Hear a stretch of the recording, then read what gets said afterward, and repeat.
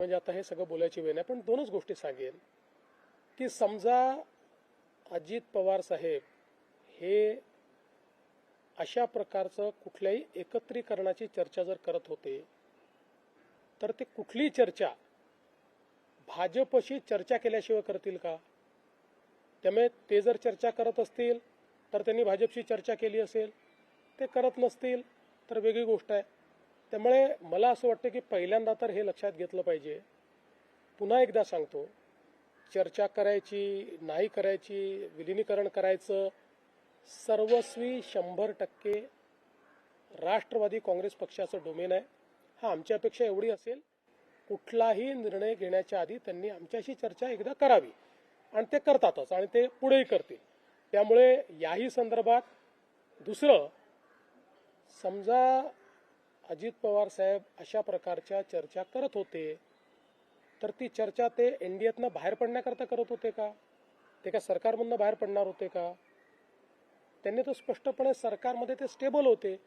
त्यामुळे रोज काहीतरी कन्फ्युजन तयार करायचं आणि मग आपली इकोसिस्टीम वापरून ते कन्फ्युजन इको करायचं, ही पद्धती अयोग्य आहे, ही योग्य नाही आहे. बघा, असं आहे, आत्ताच्या परिस्थितीत आम्हालाही राजकारण करायचं नाही, नाहीतर मी अनेक गोष्टी सांगू शकतो. काय घडलंय, काय घडतंय, मला सगळं दिसतंय, मी सगळ्या गोष्टींचा साक्षीदार आहे. आणि तुम्हाला सगळ्यांना माहिती आहे, माझे आणि अजितदादांचे जे संबंध होते त्यात जवळजवळ सगळ्या गोष्टी ते मला सांगायचे, माझ्याशी शेअर करायचे. त्यांचा दुर्दैवी मृत्यू झाला त्याच्या आदल्या दिवशी जवळपास 1 तासभर आम्ही दोघं गप्पा मारत बसलो होतो. त्यामुळे मला असं वाटतं की या बाबतीत शेवटी खालच्या स्तराचं राजकारण करणं योग्य नाही. त्यांच्या पक्षाने निर्णय घेतला. एक लक्षात ठेवा की आज 2 वेगवेगळे पक्ष झालेले आहेत. शरद पवार साहेबांचा पक्ष आहे, अजित पवार साहेबांचा पक्ष आहे.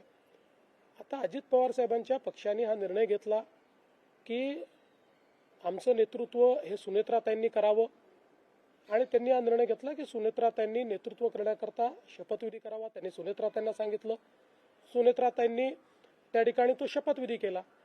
त्यामुळे हा निर्णय सर्वस्वी राष्ट्रवादी काँग्रेस पक्षाचा आहे. आमची पहिल्या दिवशीपासून एक भूमिका आहे की आमचे साथीदार कोण आहेत, तर राष्ट्रवादी काँग्रेस पक्ष, अजित पवार यांच्या नेतृत्वातला राष्ट्रवादी काँग्रेस पक्ष. त्यामुळे आमच्या साथीदारांनी जो निर्णय घेतला त्या निर्णयाच्या पाठीशी उभं राहणं ही आमची जबाबदारी आहे. ती जबाबदारी आम्ही कालही केली, आजही करू.